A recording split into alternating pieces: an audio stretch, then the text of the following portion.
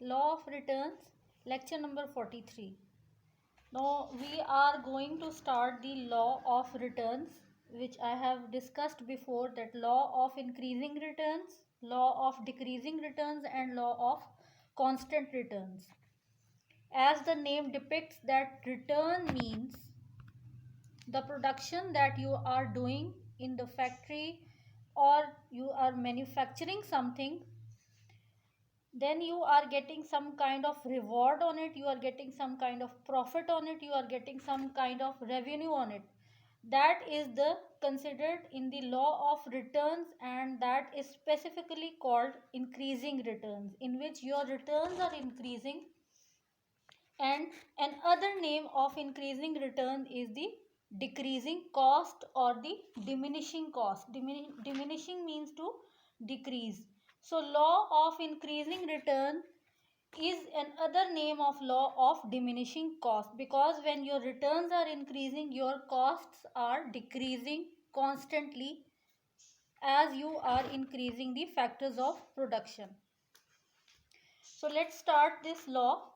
What does it say? It means the law under which return in the form of goods and services are obtained by using the combination of factors of production. You are producing something by the combination of four factors of production, that are land, labor, capital, and organization. So the return that you are getting, whether it is in the form of increasing cost, whether it is in the form of decreasing cost, this is a law of returns. But there is an assumption in these laws. Number one is, in short run, we are talking about the business in short run, for few years, for just 1 to 2 years, or for few months. Land and capital, these are two factors of production, and they are always constant in the short run. When we are discussing law of returns, whether these are the law of returns in the increasing returns, whether they are decreasing returns, whether they are constant return, this is the policy, this is the rule, this is the assumption of these laws, that land and capital will never change. The thing or the product factor that is going to change is the labor, and labor is considered as a variable factor here in the short run. Only one, this factor of production is considered as the variable factor. Variable means you can increase or decrease the number of labors in your production process. It can be increased to increase the production level. So in short run, land and capital are constant while labor is variable. Let's talk about the law of increasing return. What is law of increasing return? According to this law, when in production process, our marginal product is the product which is increasing with each additional unit of variable factor. और variable factor यहाँ पे कौन सा है? Labour. Then it is said that production is being carried out under law of increasing returns. यहाँ पे एक table draw करते हैं और उससे जो है वो फिर क्लियर हो जाएगा कि what is the law of increasing return. For example, we have fixed factor, and the fixed factor are the machines. First unit of machine, 5 machine, एक फैक्ट्री है, उसके अंदर 5 मशीनें जो है वो इंस्टॉल हुई हुई हैं, लेकिन 5 मशीनों के ऊपर एक ही लेबर जो है वो काम कर रहा है. अब उसके काम करने से क्या होगा? Suppose we are here to discuss the pair of shoes factory. Shoes factory को हम डिस्कस कर रहे हैं. एक शूज़ की फैक्ट्री है जहाँ पे मशीन जो है वो इंस्टॉल हुई हुई हैं, और वहाँ पे वेरिएबल फैक्टर जो है वो एक है. अब उसका क्या होगा कि जो मार्जिनल प्रोडक्ट प्रोड्यूस होगा एक लेबर के काम करने से 5 मशीनों पे, वो होगा 4 यूनिट्स, ये मार्जिनल प्रोडक्ट. और टोटल प्रोडक्ट भी जो है वो फिर 4 यूनिट्स ही, यानी कि 4 पेयर ऑफ शूज़ जो हैं वो प्रोड्यूस होंगे टोटल प्रोडक्ट में. Next, again fixed factor machines. लेकिन क्योंकि मशीन ज़्यादा है तो यहाँ पे एंटरप्रेन्योर वेरिएबल फैक्टर थोड़ा सा बढ़ा देगा, लेबर थोड़ा इंक्रीज़ करेगा और 2 लेबर्स हायर करेगा, और 2 लेबर जो है वो 5 मशीनों पे काम करेंगे। अब तो यहाँ पे थोड़ा सा जो है वो ज़ाहिर एफिशिएंसी बढ़ जाएगी 2 लेबर्स के आने से, तो मार्जिनल प्रोडक्ट थोड़ा सा इंक्रीज़ होगा, 4 से 6 पे जो है वो चला जाएगा।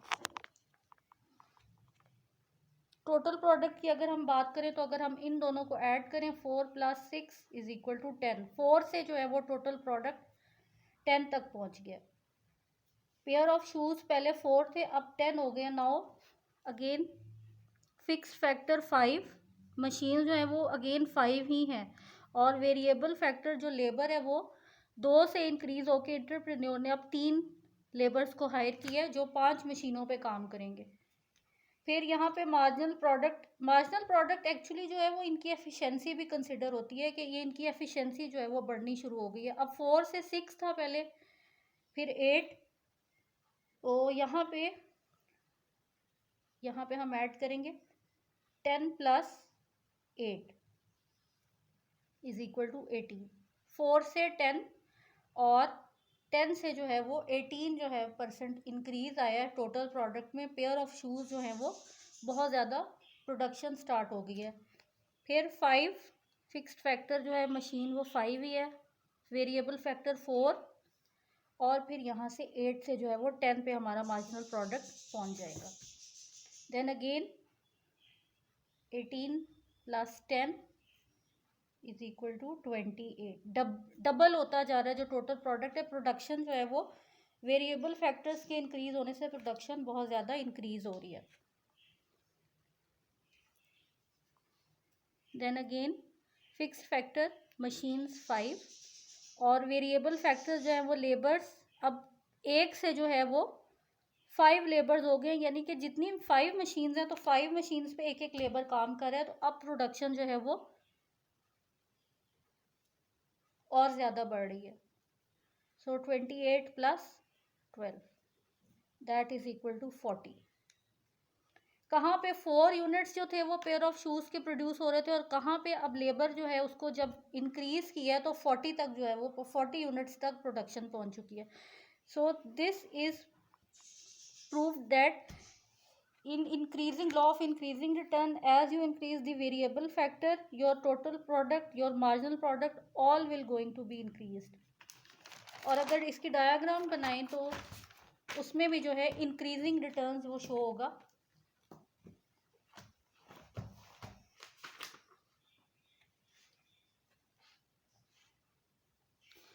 जैसे ये देखिए, एक्स एक्सिस पे यूनिट्स ऑफ लेबर, क्योंकि बाकी जो चीज़ें वो तो सारी कांस्टेंट हैं, सिर्फ यूनिट्स ऑफ लेबर के इंक्रीज होने से हमारा जो मार्जिनल प्रोडक्ट है जो वाई एक्सिस पे लेना है वो इंक्रीज होगा। तो इसको यहाँ से देखते हैं, यूनिट ऑफ लेबर जब 1 था, 1 2 3 4 और 5, जब 1 था हमारा यूनिट ऑफ लेबर तो हमारा मार्जिनल प्रोडक्ट जो था वो कितना था, 4। as we have 4 6 8 10 12। फिर जब सेकंड, तो फिर एक और लेबर से मार्जिनल प्रोडक्ट जो है वो 4 से 6 पे चला गया। थर्ड लेबर ने प्रोडक्शन जो है वो 8 तक पहुंचा दी, फोर्थ लेबर ने 10 तक, और फिफ्थ लेबर ने 12 तक। अगर इन पॉइंट्स को ज्वाइन करें तो ये इंक्रीजिंग जो है वो शो हो रहा है, पॉजिटिव स्लोप शो हो रही है आई और आर की। So I R shows increasing returns,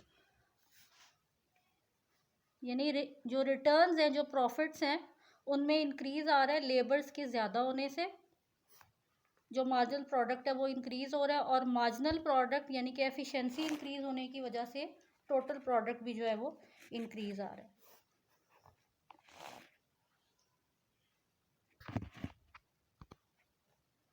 तो ये इसकी डायग्रामेटिक रिप्रेजेंटेशन है।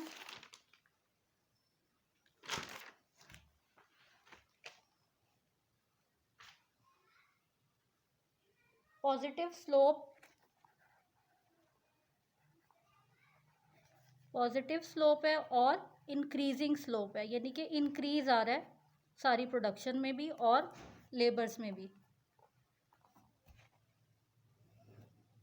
So this is it for today.